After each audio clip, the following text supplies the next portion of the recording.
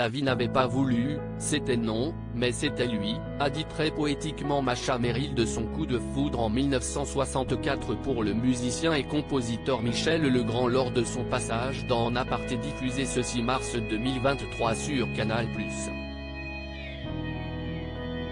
À l'époque de leur rencontre, chacun avait sa vie et lui était père de 2 enfants, leur idylle n'a donc pas pu naître.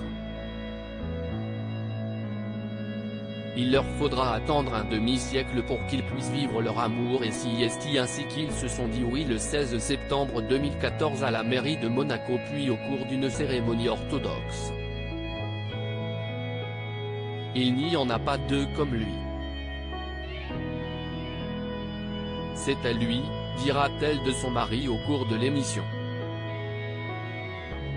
Au cours de son interview pour En Aparté, Masha Merrill se souvient alors des derniers moments de son grand amour, « Tout ce que j'entreprends, je peux le faire parce qu'il n'est pas là.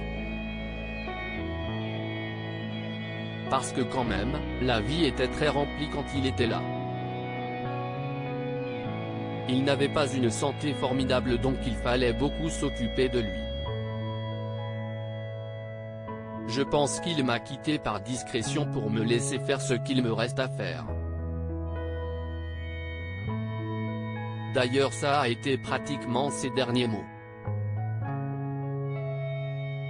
Il m'a dit, fais tout ce que tu dois faire et sois très rigoureuse.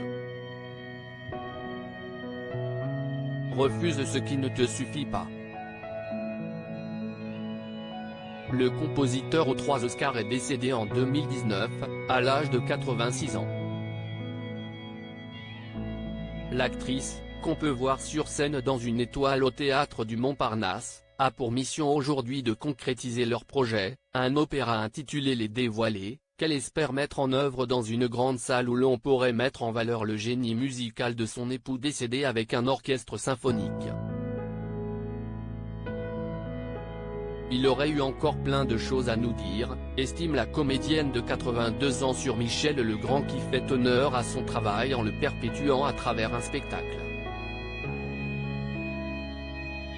Une amoureuse et une audacieuse, on connaît la grande romantique, Masha Merrill est aussi une femme pleine d'audace. Elle a été au centre des clichés du grand photojournaliste italien Luciano d'Alessandro. Il l'a sublimé, son visage comme son corps nu, il y a des années, des images qu'elle a découvertes beaucoup plus tard et qui l'ont fascinée. La comédienne en a rédigé un livre, L'homme de Naples, édition de l'Archipel, une histoire d'amour passionnée avec ce photographe italien, dont elle n'avait jamais parlé auparavant. Lors du vernissage de l'exposition de ses photos, son fils Gianguido Baldi, dont le père est le réalisateur et producteur de cinéma italien que l'actrice a épousé en 1969, Gian Vittorio Baldi, a été impressionné par le courage de sa mère de se dévoiler ainsi qu'il redéfinit ainsi à sa façon la question de la féminité.